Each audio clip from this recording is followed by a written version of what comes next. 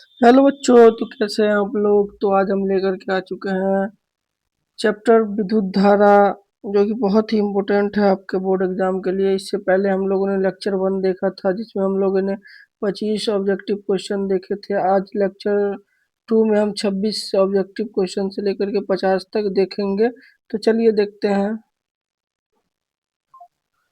तो पहला क्वेश्चन है, एक वोल्ट कहलाता है। एक वोल्ट क्या कहलाता है? तो आपने पढ़ा होगा, एक वोल्ट कहलाता है जूल पर कूलम्ब। जूल पर कूलम्ब।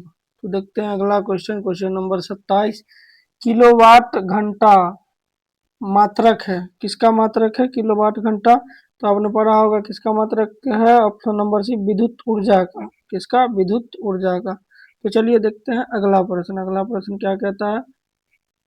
अगला प्रश्न है, विद्युत हीटर की कुंडली में किसका प्रयोग किया जाता है? किसका प्रयोग किया जाता है विद्युत हीटर की कुंडली में? तो नाइक्रोम का प्रयोग किया जाता है। किसका प्रयोग किया जाता है? नाइक्रोम का प्रयोग किया जाता है। तो चलिए देखते हैं अगला प्रश्न। अगला प्रश्न है, विद्युत चुंबक बनाए जाते हैं। तो क्या हो जाएगा इसका आंसर? तो इसका आंसर हो जाएगा ऑप्शन नंबर डी, नरम लोहे से। किससे? नरम लोहे से। चलिए देखते हैं अगला प्रश्न। विद्युत धारा उत्पन्न करने की युक्ति है। विद्युत धारा उत्पन्न करने की युक्ति क्या है? तो इसका आंसर होगा जनित्र। Option number A is right answer, जनित्र। चलिए देखते हैं अगला प्रश्न। अगला प्रश्न क्या कहता है? 1 HP बराबर होता है। 1 HP कितने के बराबर होता है? तो 746 वाट के। Option number A is right answer, 746 वाट। तो बढ़ते हैं अगले प्रश्न की ओर। अगला प्रश्न है, निम्न में से कौन सा संबंध सत्य है? निम्न में से कौन सा संबंध सत्य है? तो आप लोग इसका आंसर दीजिए। इसका आंसर होगा ऑप्शन नंबर सी, भी इक्वल टू आई आर। आपने पढ़ा होगा भी इक्वल टू आई आर। बहुत ही इंपॉर्टेंट क्वेश्चन है, ये डायरेक्ट आपके बोर्ड में आएगा। तो जैसा कि आपको पता होगा, हम लोग एक सीरीज लेकर के चल रहे हैं जिसका नाम है सफलता सीरीज। उसके उसके अंदर हम लोग ये पढ़ रहे हैं। तो चलिए बढ़ते हैं अगले प्रश्न की ओर। नए हैं तो चैनल को सब्सक्राइब करें और शेयर करें। अगला प्रश्न है, निम्न में से कौन सा पद विद्युत परिपथ में विद्युत शक्ति को निरूपित करता है? तो इसका आंसर क्या हो जाएगा? I square R. I square R. Option number A is a right answer. चलिए बढ़ते हैं अगले प्रश्न की ओर। अगला प्रश्न है, स्थिर विद्युत में आवेश कैसा होता है? आवेश, तो ऑप्शन नंबर ए इसका विषय होगा विराम अवस्था में रहते हैं। विराम अवस्था में रहते हैं। नए हैं तो चैनल को सब्सक्राइब करें। और चलिए देखते हैं अगला प्रश्न, धारा में आवेश रहते हैं। धारा में आवेश रहते हैं। तो इसका आंसर होगा ऑप्शन नंबर ई, गति की अवस्था में। किसमें? गति की अवस्था में। चलिए बढ़ते हैं अगले प्रश्न की ओर। अगला प्रश्न है, ऊर्जा का एसआई मात्रक है। ऊर्जा का एसआई मात्रक होता है। तो इसका आंसर हो जाएगा जूल। ऊर्जा का एसआई मात्रक क्या होता है? जूल होता है। तो चलिए बढ़ते हैं अगले प्रश्न की ओर। अगला प्रश्न है, 1 किलोवाट घंटा का व्यवहारिक मात्रक क्या है? 1 किलोवाट घंटा का व्यवहारिक मात्रक क्या है? तो इसका आंसर होगा ऑप्शन नंबर ए, यूनिट। चलिए बढ़ते हैं अगले प्रश्न की ओर। अगला प्रश्न है, 1 जूल का मान होता है। 1 जूल का मान कितना होता है? आप लोग इसका आंसर कमेंट में बताइएगा इसका आंसर, और मैं भी कमेंट में ही लिख दूंगा इसका आंसर।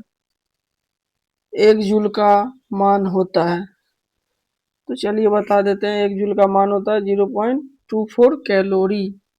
तो चलिए बढ़ते हैं अगले प्रश्न की ओर। अगला प्रश्न क्या कहता है, शुष्क सेल में ऋण इलेक्ट्रोड किस धातु का होता है? किस धातु का होता है? तो इसका आंसर होगा ऑप्शन नंबर बी, जस्ता का। ऑप्शन नंबर बी, जस्ता। तो चलिए बढ़ते हैं अगले प्रश्न की ओर। अगला प्रश्न है, शुष्क सेल में धन इलेक्ट्रोड किस धातु का होता है? तो ये धन है, पिछला वाला ऋण पूछा था। तो इसका आंसर होगा option number C, carbon. Option number C, carbon. तो चलिए बढ़ते हैं अगले प्रश्न की ओर। अगला प्रश्न क्या कहता है, किसी कुंडली का प्रतिरोध ज्ञात करने का सूत्र है। कुंडली का प्रतिरोध ज्ञात करने का सूत्र क्या है? R equal to V by I. R equal to V by I. Option number B is a right answer, R equal to V by I. तो चलिए देखते हैं अगला प्रश्न। अगला प्रश्न क्या कहता है, बिजली के फ्यूज का तार बना होता है। बिजली के फ्यूज का तार कैसा बना होता है? तो इसका आंसर क्या हो जाएगा? तांबे और टीन दोनों का। तांबा और टीन दोनों का बना होता है। Option number C is the right answer. तो आप लोग नए हैं चैनल पे तो चैनल को सब्सक्राइब करें और ज़्यादा से ज़्यादा शेयर करें कि वीडियो सभी तक पहुंचे और सबको फायदा मिले। तो बढ़ते हैं अगले प्रश्न की ओर। इलेक्ट्रॉन वोल्ट बराबर होता है, एक इलेक्ट्रॉन वोल्ट कितना के बराबर होता है? तो इसका आंसर होगा 1.6 इंटू 10⁻⁻19 जूल। बहुत ही इंपॉर्टेंट क्वेश्चन है आपके बोर्ड एग्जाम के लिए, बहुत ही इंपॉर्टेंट क्वेश्चन है, वेरी वेरी इंपॉर्टेंट। तो चलिए देखते हैं अगले प्रश्न की ओर। 1 MA इक्वल टू कितना होता है? तो कितना होता है? तो 10⁻³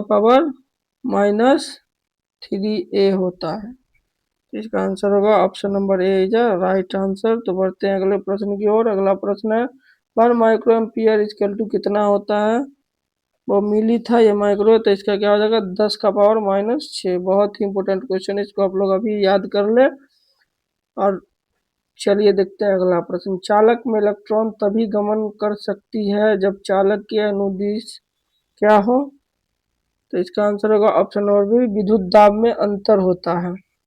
आप लोग नए हैं तो चैनल को सब्सक्राइब करें, क्योंकि हम लोग एक सीरीज लेकर के चल रहे हैं। तो हमारा टारगेट है कि जो बच्चे बहुत ही कमजोर है उनके लिए पूरी तैयारी कराएं और उनको 400 प्लस मार्क्स हम लोग दिलवा सके। तो चलिए बढ़ते हैं अगले प्रश्न की ओर। इसी तरीके से आपको ऑब्जेक्टिव सब्जेक्टिव सब मिलेगा, पहले हम ऑब्जेक्टिव कर रहे हैं। तो चलिए देखते हैं अगला प्रश्न। अगला प्रश्न, अगर क्यू आवेश विभवांतर भी से प्रभावित हो तो किसका किया गया कार्य होगा? इसका आंसर होगा V into Q. Option number C is right answer. तो चलिए बढ़ते हैं अगले प्रश्न की ओर। अगला प्रश्न है, सेल बाहरी परिपथ में जिस प्लेट से धारा भेजती है उस सेल को कहते हैं, क्या कहते हैं उस सेल को? धन ध्रुव, धन ध्रुव कहते हैं। चलिए देखते हैं अगला प्रश्न। अगला प्रश्न क्या कहता है? किसी चालक का प्रतिरोध निर्भर करता है, किस पे निर्भर करता है किसी चालक का प्रतिरोध? तो इसका आंसर होगा ऑप्शन नंबर डी, उपयुक्त सही पे, चालक की लंबाई पे, चालक के वृत्त काट के क्षेत्रफल पे, चालक की प्रकृति पर। चलिए देखते हैं अगला प्रश्न। अगला प्रश्न क्या कहता है? किसी अस्थायी विद्युत धारा द्वारा समय में उत्पन्न ऊष्मा की मात्रा क्या है यदि ऊष्मा h है? इसका आंसर होगा H equal to VLT। Option B is right answer. तो थैंक यू, यहीं तक था ये लेक्चर।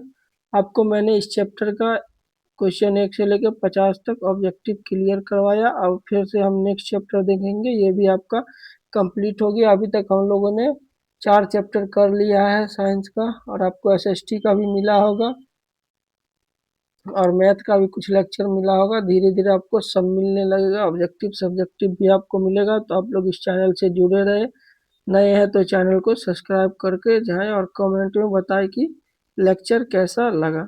Thank you.